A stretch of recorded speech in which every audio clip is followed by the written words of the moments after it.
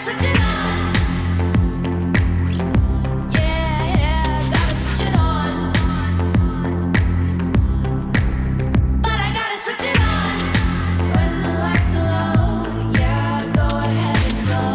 Got a light, let it show. Yeah, gotta switch it on. So this session, yes, we are recording them. They will be on YouTube later. Subscribe now and all of your dreams will come true. If you're hosting a watch party or you want to tweet or have questions, throw them in the chat, send them out on Twitter. Definitely have the pictures. We saw the ones earlier of the watch party with the dog, and that was amazing, and that just gave the whole team life because we're all a little tired after this week. Submit and upvote your questions during this session down here using this Q&A button. And be sure to check out the job opportunities from our sponsors at girlgeek.io/opportunities. And that does include jobs where you could work with these amazing ladies that I'm about to introduce to you at U.S. Digital Service. So Martha Wilkes and Lisa Koenigsberg are both working at U.S. Digital Service, and they're about here to tell you a little bit about mid-career malaise. And a very important thing, knowing that everyone in this audience is more senior than our average audience, and the fact that we work in this ridiculously ageist industry that never gives enough attention to these things, and that all of us are going to face it. And so you guys are going to come, you're going to give us life today, and so I'm going to stop talking and let you take it away. Thank you, Gretchen. I'm Martha Wilkes, and I work at the U.S. Digital Service. And one of the two Girl Geeks Gone Gov, when they asked us to come up with a cute title, so that was our alliteration to the next level.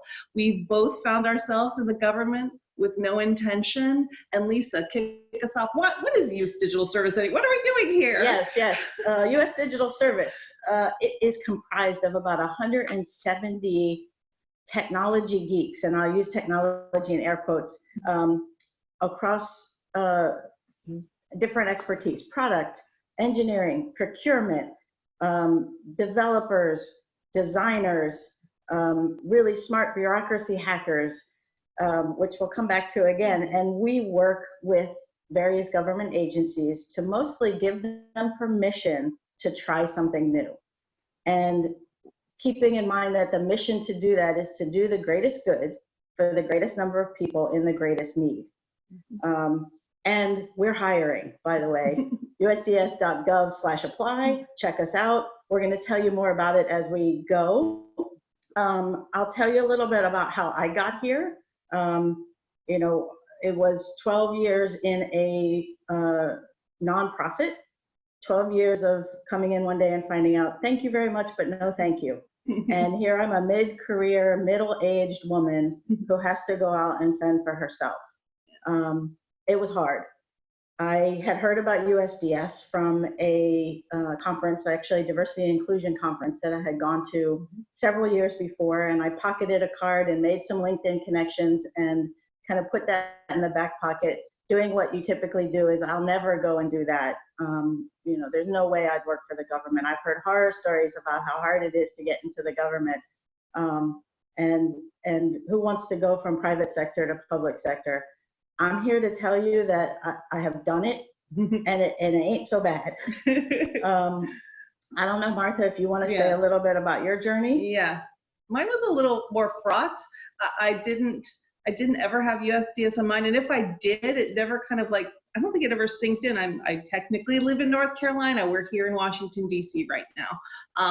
And so I too got laid off, and here's lesson number one to the people. When you get the mandatory HR meeting with no agenda and you have to attend on the day, there's your sign. We scrambled, and this goes into my other lesson for you. Keep your portfolio and resume updated all the time. And I heard this all my career. Did I do it? No, because on that day I was scrambling like everybody else was, because we knew what was happening. And so you have to be ready to go. I was at the company for 16 years. Thinking I'd stay at that company 16 years, and guess what? That's not what happened. And so I would say that was my first lesson, to be ready to go. I really also was not finding a lot of jobs locally, and it took me a while to find work locally. Even any jobs really. And I was actually finding that the ones I was getting were the ones that where the interview process was sight unseen, because have a lot of gray hair, people. That's what I have. And I'm a middle-aged woman in the tech world. And it turns out ageism is real. And both of us have experienced it. I think you also liked the fact that the U.S.D.S interview process was on the phone. Yeah, let me tell you a little bit about that process. So I'm going to lead in with like an example that tells you what United States Digital Service. So we refer to U.S.D.S. Sorry, That's just the acronym. United States Digital Service. Inside baseball here, so I apologize. Acronym heavy world. It's the government. There are acronyms. Typical government placement takes a long time. The U.S.D.S process took 2 clicks. You don't need a government resume. You use your regular resume. You go online, you pick a few check boxes and upload your resume, and you're done. What our counterparts that predated us did, one of the things that we did was hack the U.S. government hiring process to make it so that we have a much more human-centered approach to hiring. We've been talking a lot throughout today about bias. The entire interview process consisted of 3 pretty detailed interviews, all that took place on the phone. I did not physically see a human being until I accepted an offer. And then I said, well, wait a second, like I would like to see who I'm going to work with and maybe where I'd be working and see a human being, just because I didn't trust it was real. It doesn't remove all of the bias because there's still voice and tone and language that comes from different parts of the country and the world. But it definitely removed some of the ageism bias because they couldn't see what I looked like or what I wore or any of those things. So like that gives you an example of what U.S.D.S. So U.S.D.S is still working with the Office of Personnel Management to make the hiring process more user-friendly, meaning that you don't have to write a 25-page human, computer-readable resume that does keyword matching, and then maybe if you did everything right, you get to talk to a human. That we start with human and go from there. So there's ongoing work happening, but U.S.D.S kind of started that with their own process. And did I say that we're hiring? Yes, USDS.gov/apply. We won't be offended if you go to our website in the middle of our talk. That would be awesome. We're always hiring people. Speaking of other people who work here, the imposter syndrome here at U.S. Digital Service is like turned up to 11 because there's incredible people here. I have to say, my career, I've worked with what I thought were awesomely smart people.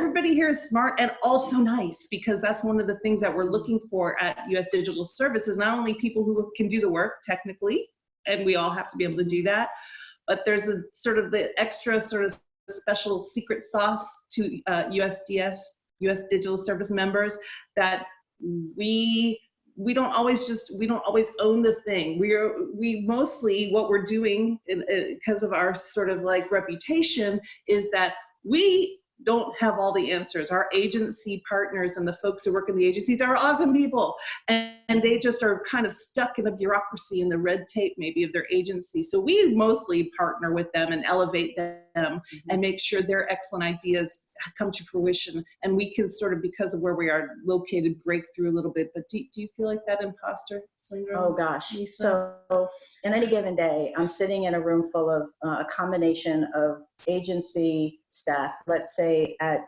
Office of Personnel Management, and I'm sitting in a room with USDS staff that could go anywhere from former CTO of companies to the people who started, the famous 5 or 7 of Google, and the chairman of the Office of Personnel Management. And then there's me. And I'm with my sweatshirt and my tennis shoes on thinking, why am I here? What could I possibly contribute? And then they ask me a question, and it's amazing the support that you get and the feedback that they're just looking for help. They're looking for people from the outside to help them realize how to deal with the American public and create user-centered services and productize and use modern technologies. And it's hard, but it's super fulfilling. I have given the example of if you want to do something in a place that has the big impact, forget Google and Amazon. Like, those numbers are minuscule. There are millions and millions of people in the United States, and the people that we work with every day, those are their customers, not the couple of million that belong to Google or Amazon. Right. It's huge. And Yeah. so if you're looking for something that has purpose and meaning, there's nothing smaller, nothing bigger that you can do than work for a government agency. The other good thing about working for the government, which again, neither of us ever thought we'd be in, the benefits are really good. And I think this is our advice and our lesson to especially middle-aged women, and also planting seeds in younger women who maybe, you know, one day, so maybe thinking about this, because we are looking mostly for people who can walk in and handle themselves and have had maybe some life experience. And I think both of us have had some life experience. And not only have we had life experience, but to sound like a Hallmark card or an Oprah episode, the hard things in life, the disappointments we had by being laid off in mid-career, it's so, I almost can't believe it's coming out of my mouth, as cheesy as it sounds, but it literally has brought me to this experience, opened my mind to, like, okay, I have to broaden my horizons, because I'm a middle-aged woman in tech and I need to find something, the next thing. And also, that having gone through that now has given me something, so when something hard comes along, and maybe I can keep it in perspective a little bit, or maybe I've been here before and it's been a hard thing, but I've come out the other side. I think that's the lesson, to be open to the adventures in your career. I never really thought I never envisioned myself here. What do you think? Yeah, when I dropped my resume in, I thought, no, that'll never happen. I'm just going to do it for the experience and have another interview through my belt.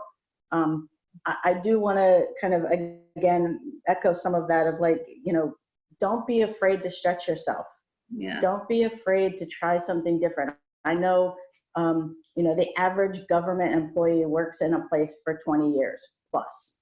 We have terms, so we're limited to two-year terms, so a total max of 4 years, because that is kind of the industry standard, right? That's how long people stay at a job. That's how long you don't succumb to the inside baseball. So there's a purpose for that, and it's hard. I also come from a woman perspective, and I have found that because I'm with the United States Digital Service, that has given me kind of some carte blanche to walk into a room and be heard. Yeah. And as a woman in technology, I give every opportunity that you have to be heard. Don't be afraid to have your voice. Don't be afraid to say what you think. It won't always go well, but don't shy back because you're sitting in a room full of men. Your voice matters, and find a place where you can be heard. I love that. I will also just point out that we give a few examples of kind of what U.S.D.S does. Talking a little bit from our own experience. So do you want to kind of throw in a few things that you've done? So I'm a designer, and my first project when I joined U.S. Digital Service was to actually be on the hiring pilot. We have a pilot, and we're trying to improve the government hiring, because we have had stories and evidence of people with upwards of 60-page resumes, and that's what it takes to even get through the hiring process, which is crazy, especially when you're trying to hire awesome tech people who might be coming from the private sector who have a 2-page resume like we all do. So that was my first project. Now I'm at the Department of Veterans Affairs, working on tools for healthcare for our awesome veterans. And there's such fantastic people who've paid the price up ahead, you know, assuming that they did the right thing up ahead for their country, and now we owe them all the stuff that they sacrificed for. So they're wonderful, wonderful users. I listened to some user testing last week, usability testing last week, and I told everyone I'm biased because I fell in love with everybody, because they're awesome, awesome people, our veterans. Yeah, I also did my original few months, maybe 6 months, was at the Veterans Affairs Administration, and I focused on the authenticated experience. So once you've logged into the va.gov website, what do you see? What is your dashboard? What is your profile? What services do you have rights to, and how do you find out about others? Super exciting. We did a 3-month kind of in-depth research and discovery phase that directed probably a 2-year roadmap that's now being executed against. And I got to come in and just make that happen. I've now handed that off to another really smart group of people and have been working at Social Security Administration to help them better transactions like getting a replacement Social Security card, or getting proof of benefit from them, or finding out your claim status. So we're helping them bring the consumer to the forefront and get the things done better. Guess our time is up. Hey, USDS.gov, that's our final thing. USDS.gov/apply. Sorry about that. We made it. Oh, this is wonderful. Okay. Happy to take questions, you guys. Yes. And I love that U.S. Digital Service, they sponsor or they join us as a government participant every year. And every year the speakers are just phenomenal. And you think at the beginning, there's no way I would ever work for the government. And then you meet these women and you're like, and then, you guys talking, not you guys, y'all, talking about impact.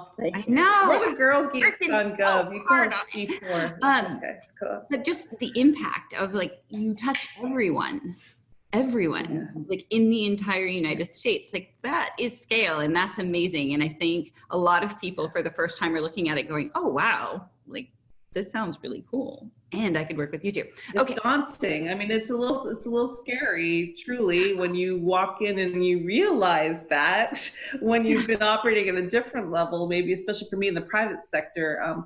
But it is thrilling, and also you're not by yourself. I mean, there's an awesome team of people. Again, mostly the agency folks are the ones who really have that expertise and you partner with, I would say. Do you agree? Yep. Cool. So our most popular question is, well, it's switching as they do. One is around the technology stack that's used. I know you guys you all work in different departments. So is that even something you can share? Is it a secret? Does COBOL strike anybody's fancy? Because we're huge in COBOL at Medicare, Medicaid. And guess what? We actually can't change that out. Like that runs, well, the scale of that, like 4% of the economy. And so that COBOL code, thank God, is still up and running and safe and running. So I'll offer like a lot of what we do when we go in is there are a lot of mainframes sitting in basements, okay? Not gonna lie.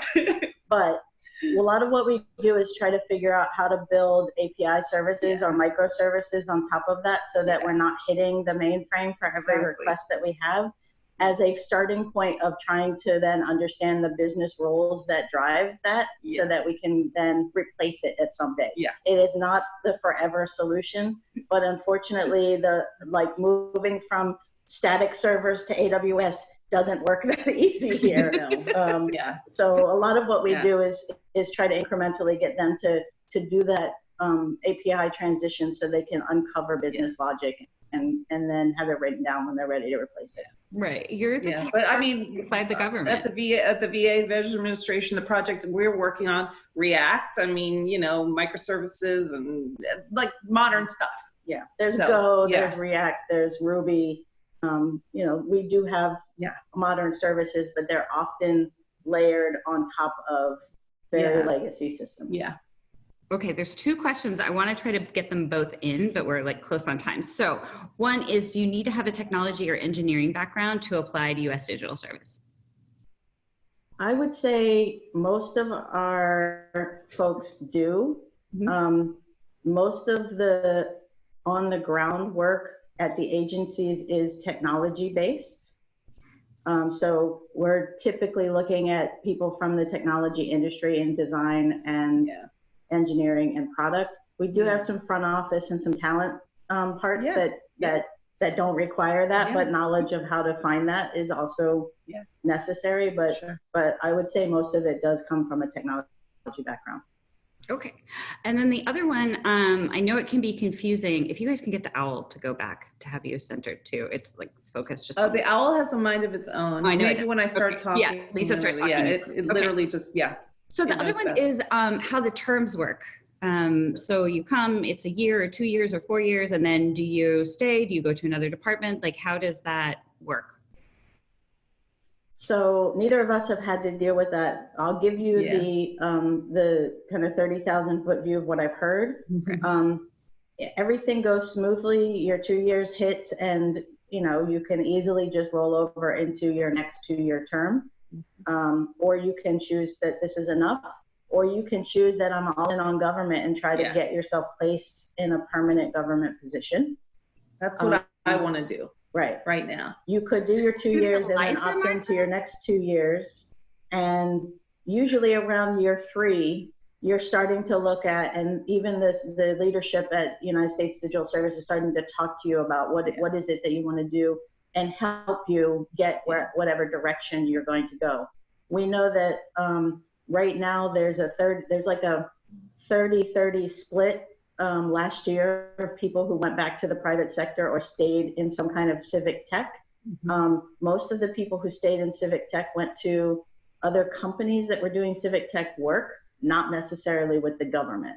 But a lot of people are staying in the civic tech space because it's super compelling. It's so addicting to, having worked at a private sector company, to come and work someplace that really has a mission of serving American people and people who are applying to be American citizens. That it is like to go back to just selling stuff for a company or just making stuff that it's a little bit addicting, I have to say. And I can't imagine going back. I don't want to go back. I'll also offer that a lot of the big companies, Microsoft, Google, they offer like sabbaticals to go do things for 3 to 6 months. So that we've had a lot of people come in thinking, I'm going to do my 3 or 6 months, and have either done that or have stayed and said, this is amazing, we want to stay. There's nothing, there's no experience like in the private sector. Our current administrator, Matt Cutts, came with a 6 months sabbatical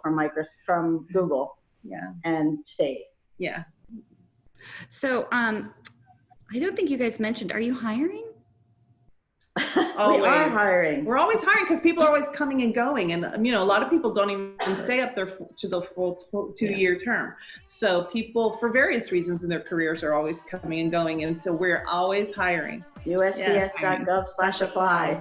There we go. All right, that's what I wanted to get in one more of. All right, this has been a pleasure, a true pleasure. Thank you so much. All right. Thank you. Thanks, everybody. Happy National Women's Day. Yeah. Switch it